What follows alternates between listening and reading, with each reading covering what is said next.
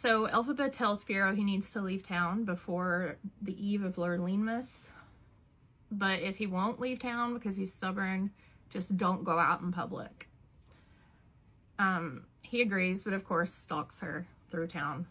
He follows her to a theater, and she's all in a cloak and covered up. And Madame Morrible gets there. She comes in a carriage. And he could tell Elphaba has a plan to do something to Madame Morrible, but she's not able to carry her plan out because a bunch of children come out and kind of block her view from Madame Morrible. And so Elphaba walks away from the crowd. Well, Fiyero's like, okay, well, I'm going to go back to her room and meet her there. And, oh yeah, her room is at the top of a corn exchange.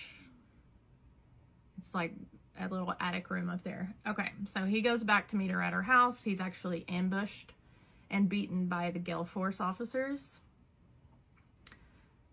And Elphaba sees it happen, and she's like devastated, but she goes to the church of St. Glenda, and they know she needs help, so they take her in. Okay, so now we're in book 4. So it's 7 years later, so 7 years after Fiyero is beaten by the Gale Force officers, and Elphaba joins the church, the cloister of St. Glenda.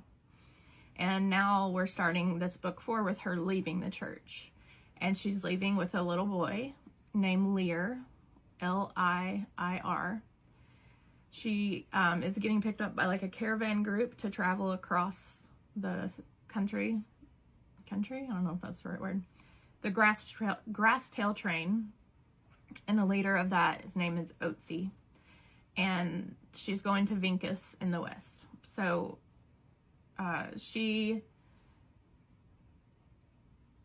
Elphaba has trouble sleeping and remembers when Tibbet, which was one of their friends, was brought to the cloister for care, that same one. And he kind of went crazy, and that was from his experience at the philosophy club. If you remember back near the beginning of the book where they went to the inappropriate club where weird things were happening. When he dies, that's when the superior mont of the cloister tells Elphaba it's time for her to leave and move on with her quest. So during the trip, Lear, the little boy, makes friends with the cook's dog, whose name is Killjoy. And the train travels through all these different areas. Some of them are dangerous. And Elphaba convinces the hive of bees to come with the group. And the train ends up hiring a guide, a Rafiki, I think that's how you say it, because they're going to come across some local tribes and they want someone that can speak their language and negotiate for them, someone they would trust. Lear becomes, like, really starts liking the guide, like idolizing him. They pass through a forest and,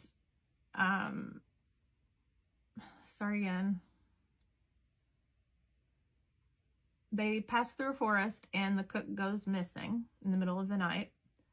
But they just have to keep on going. And they find the Unamata tribe. The tribe brings them like dried fruit and dances with the travelers, but they don't know anything about the missing cook. A few days later, a Unamata messenger arrives to tell them of a body found at the base of a cliff, swollen beyond recognition. The travelers in her caravan blame Elphaba and her bees, since she's like controlling them somehow. And the train keeps moving on toward the grasslands. Passengers can see campfires of another tribe in the distance, the Scrow or Scrow tribe, S-C-R-O-W. I'm going to say Scrow. Okay, so now when the caravan gets to the Scrow tribe, they meet a princess, Princess Nastoya. It is quoted that she is the filthiest, least educated princess anyone has ever seen. So Elphaba, Otzi, Ego, the Rafiki, and Pinchweed, don't have to remember those names, are invited to meet the princess privately.